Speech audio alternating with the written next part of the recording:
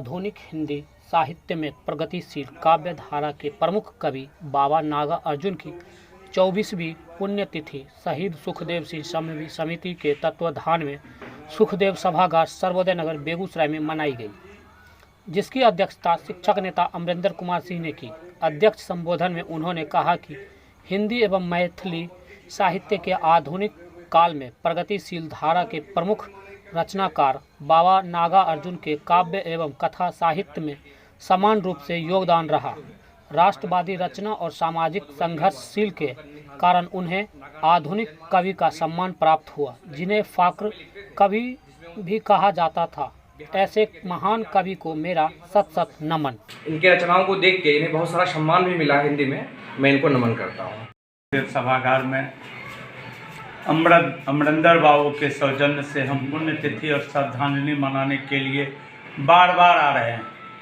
हम अमरेंद्र बाबू को धन्यवाद देंगे जो अहोभाग कि मेरे ऐसे लोग को भी ये आमंत्रित करते हैं और इस बहाने पुण्यतिथि और श्रद्धांजलि हमारे देश के जो वीर योद्धा हैं, जो हमारे जिला, हमारे बिहार, हमारे भारत में कुछ अच्छे काम करके गए हैं, कुछ अच्छा कर्म करके गए हैं, उनको याद करने के बहाने हम निश्चित रूप से आते हैं और नागार्जुन को सत सत नमन करते हैं। सिर्फ एक यही कविता नागार्जुन के व्यक्तित्व को, नागार्जुन के जनसंपर्क को, नागार्जुन के सामान्य जीवन। साहित्यकार बंधुओं, आज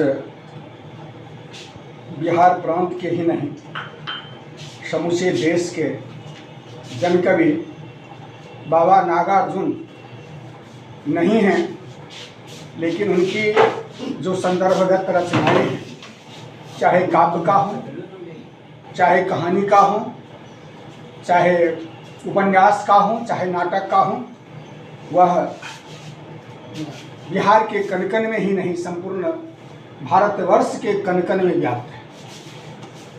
हमारे बाबा नागार्जुन मिथिलांचल के सौंधी गंध हैं। इन्हीं गंध से संपूर्ण मिथिलांचल व बिहार और देश और विश्व आज भी सुगंधित है। वे जब तक काव्य लेखन के क्षेत्र में लेखन करते रहे तो एक साधारण व्यक्ति के रूप में जिए, लेकिन उनकी जो रचनाएं हैं वह उत्तम कोटि की, उच्चतम कोटि की, सर्वोच्चम कोटि की है।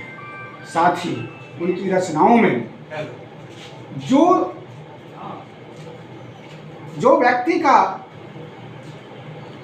व्यक्तित्व होता है, उस व्यक्तित्व को ही नहीं बल्कि धरातल से उठा करके सबसे ऊपर उठाने का कार्य उन्होंने अपनी काव्य में किया है। ऐसे कवि बाबा नागार्जुन को मैं हृदय से नमन करता हूँ और इसी के साथ अपने वक्तव्य को विराम देता हूँ। मैं डॉक्टर चंद्रशेखर चौरसिया, हिंदी विभागाध्यक्ष, CMS कॉलेज, खमार, बेगूसराय।